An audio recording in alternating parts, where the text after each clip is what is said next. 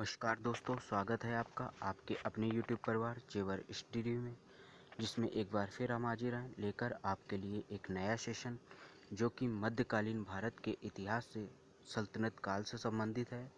तो दोस्तों, पिछले वीडियो में जैसा कि हमने आपको खिलजी वंश के बारे में जानकारी दी थी, तो दोस्तों आज हम आपको तुगलक वंश के बारे में बताएंगे।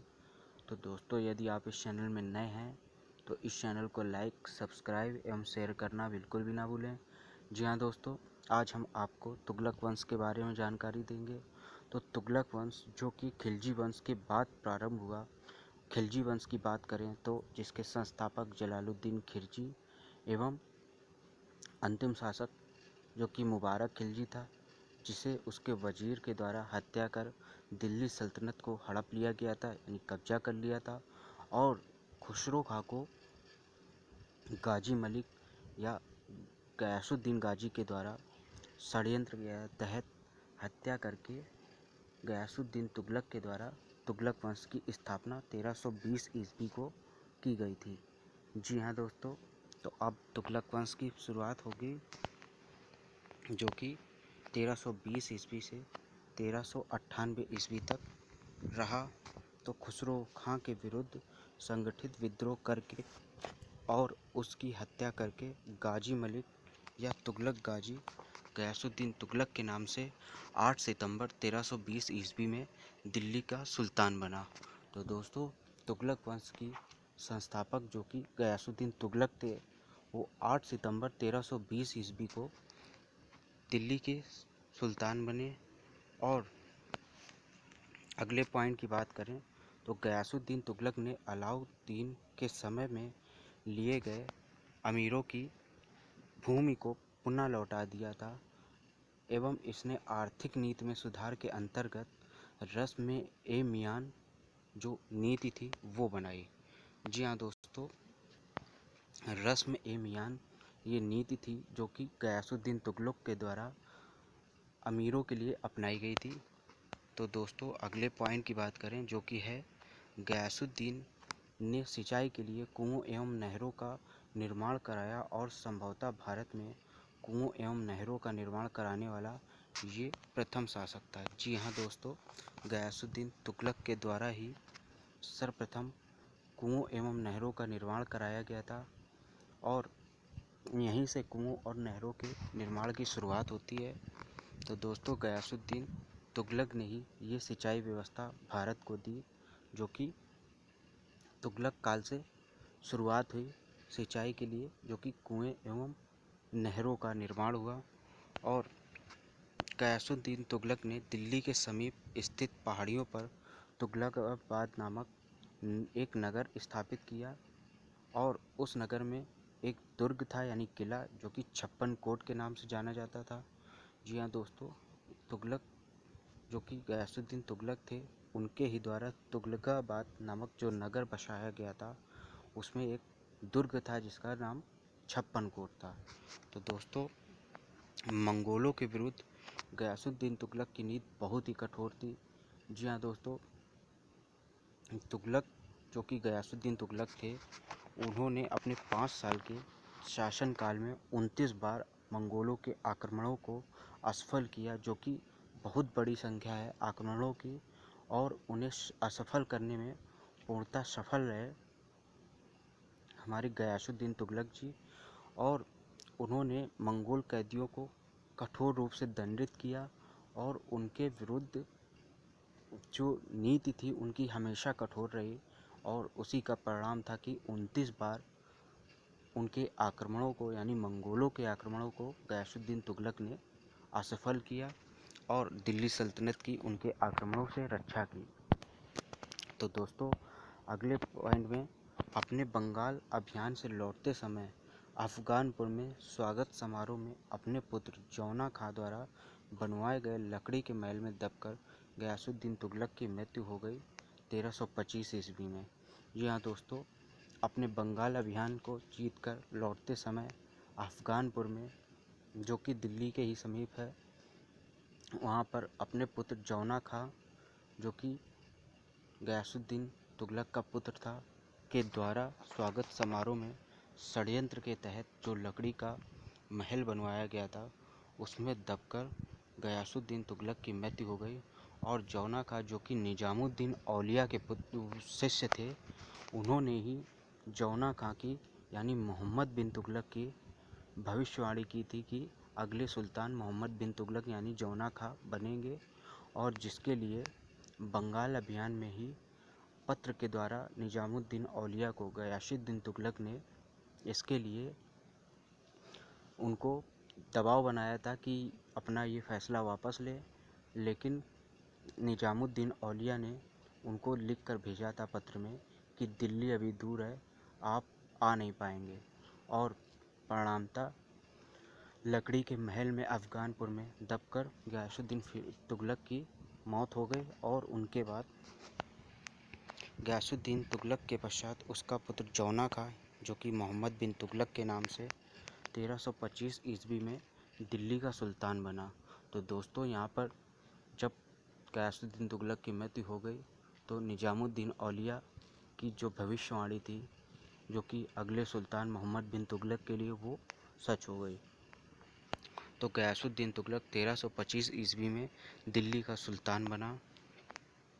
मध्यकालीन सभी सुल्तानों में मोहम्मद बिन तुगलक सर्वाधिक शिक्षित, विद्वान एवं योग्य व्यक्ति था जो कि निजामुद्दीन औलिया का शिष्य था। जैसा कि मैंने आपको पहले ही बताया, जी हाँ दोस्तों, कि मोहम्मद बिन तुगलक जिसने निजामुद्दीन औलिया की शिष्यता ग्रहण की थी, और मोहम्मद बिन तुगलक जो कि कला प्रेमी एवं अनुभवी सेनापति था, जो कि अरबी एवं फारसी भाषा का विद्वान एवं खगोल शास्त्र, दर्शन, गणित, चिकित्सा, विज्ञान, तर्कशास्त्र आदि में पारंगत था।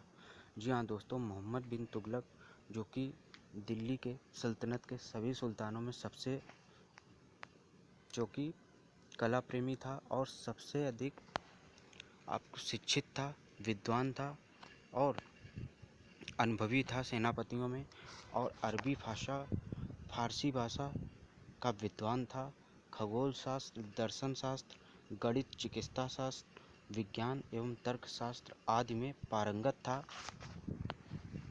मोहम्मद बिन तुगलक को अपनी शनक भरी योजनाओं, क्रूर कृत्यों एवं दूसरों के सुख दुख के प्रति उपेक्षा भाव रखने के कारण उसे रक्त पिपासु, स्वप्नशील एवं पागल बादशाह भी कहा जाता था। जी हाँ दोस्तों, अपनी योजनाओं के जो कि बहुत सी ऐसी योजनाएं थी जो इसकी असफल हुई, उन योजनाओं के और अपने क्रूर कृत्यों एवं दूसरों के प्रति जो सुख दुख के प्रति उपेक्षा का भाव था, उसके कारण इसे रक्त पिपासु, स्वप्नशील एवं पागल बादशाह भी कहा जाता था।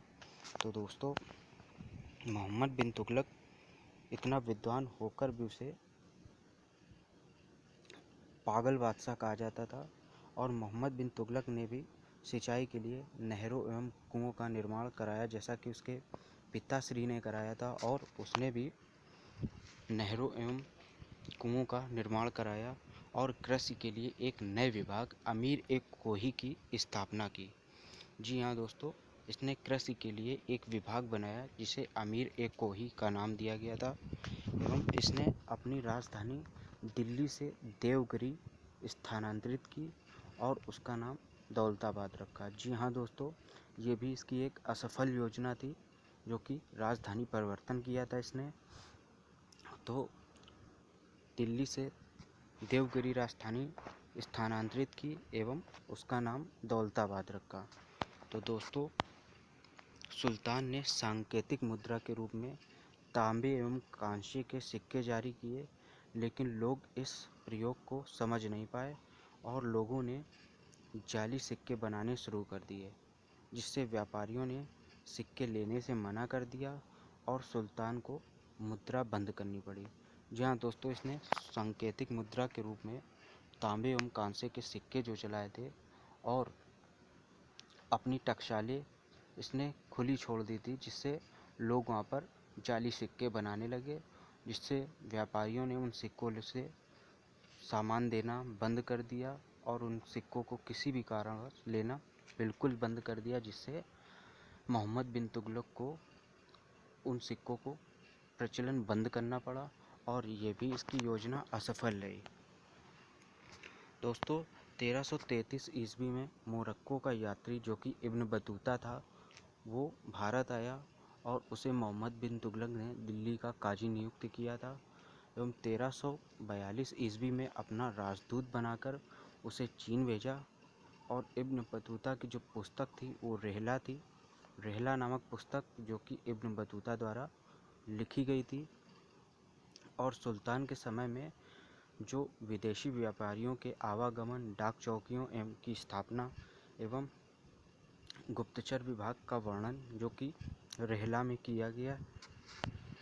तो दोस्तों इसने अपने शासन में 5 मुख्य योजनाएं लागू की। नंबर 1 जो कि दोआब क्षेत्र में कर वृद्धि थी।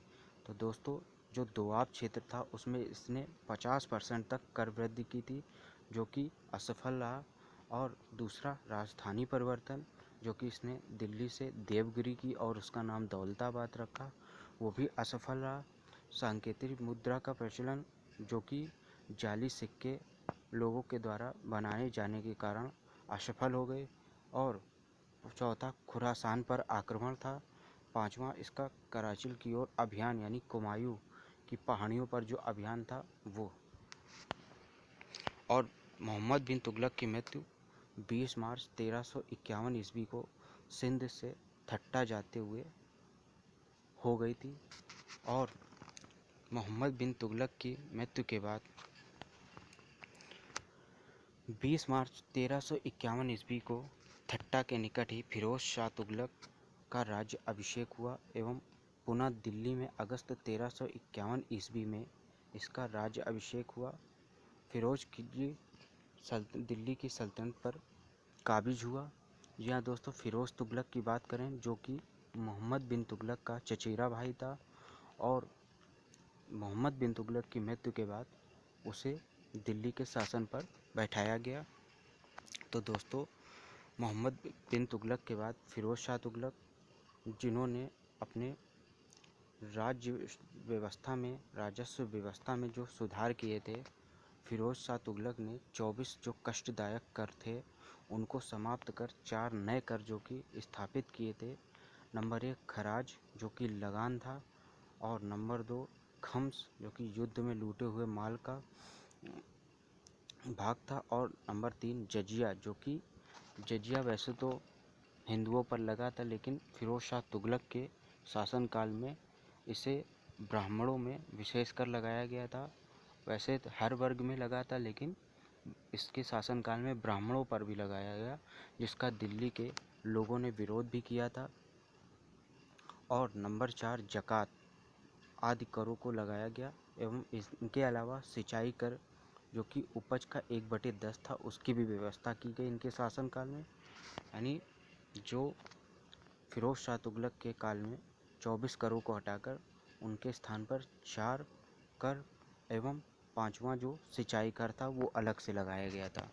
तो दोस्तों फिरोज तुगलक ने 300 नए नगरों की स्थापना की, जिसमें प्रमुख हिसार, फिरोजाबाद, जौनपुर एवं फतेहाबाद थे। इसके समय में गुलामों की संख्या जो कि सर्वाधिक थी 1,80,000, और इसने दासों की यानी गुलामों की देखभाल के लिए दीवान बंदगान नामक नए विभाग की स्थापना की थी। यहाँ दोस्तों मोहम्मद बिन तुगलक ने कृषि के लिए अमीर ए कोही नामक नया विभाग बनाया था, और फिरोज शाह तुगलक ने बंदगान यानी बंदों के लिए यानी दासों के लिए जो कि गुलाम थे, सर्वाधिक थे उसके शासनकाल में 1,80,000, उनके लिए दीवान बंदगान नामक नए विभाग की स्थापना की थी। और फिरोज शाह तुगलक ने 300 नए नगरों की जो स्थापना की थी, उनमें से जौनपुर जो कि उसने अपने भाई मोहम्मद बिन तुगलक यानी जौना खां की स्मृति में इस नगर की स्थापना की थी। जौनपुर जिसे सिराजे हिंद भी बोला जाता है। तो दोस्तों ये रहे जो कि नए नगर 300 थे जो कि फिरोज शाह तुगलक द्वारा स्थापित हुए थे। और फिरोज तुगलक ने मुस्लिम महिलाओं, विधवाओं एवं लड़कियों की सहायता के लिए एक नए विभाग दीवान खैरात की स्थापना की थी। और इसने अपनी आत्मकथा फतूहात फिरोज शाही भी लिखी। और इसके शासनकाल में जो विद्वान थे जियाउद्दीन बर्नी एवं शम्स सिराज अफीक को फिरोज के दरबार में संरक्षण प्राप्त था। जी हाँ दोस्तों, जियाउद्दीन बर्नी जो कि बहुत ही महत्वपूर्ण विद्वान थे फिरोज शाह तुगलक के शासनकाल में, उन्हें फिरोज शाह के दरबार में संरक्षण प्राप्त था। और फिरोज शाह ने चांदी एवं तांबे के मिश्रण से निर्मित सिक्के जारी किए, जिन्हें अद्धा एवं विक कहा जाता है। इसने दिल्ली में कोटला फिरोज शाह दुर्ग का निर्माण करवाया और 80 वर्ष की अवस्था में फिरोज शाह तुगलक की मृत्यु सितंबर 1388 ईस्वी में हुई। जी हाँ दोस्तों, फिरोज तुगलक ने तांबे एवं चांदी के जो सिक्के जारी किए थे, चांदी के सिक्के जिन्हें अद्धा और तांबे के सिक्के जिन्हें विक कहा जाता था, और दिल्ली में फिरोज शाह कोटला नामक दुर्ग का निर्माण भी फिरोज शाह तुगलक के द्वारा ही कराया गया था। एवं 80 वर्ष की अवस्था में फिरोज शाह तुगलक की मृत्यु 1388 ईस्वी में सितंबर में जो कि हुई थी। और तुगलक वंश का यही शासक था फिरोज शाह तुगलक, जिसे खलीफा के द्वारा सुल्तान का पद जो कि मान्यता जिसकी प्राप्त थी फिरोज शाह तुगलक को। और फिरोज शाह तुगलक के बाद दिल्ली की गद्दी पर नसीरुद्दीन महमूद जो कि दिल्ली की गद्दी पर बैठा, यानी दिल्ली का सुल्तान बना।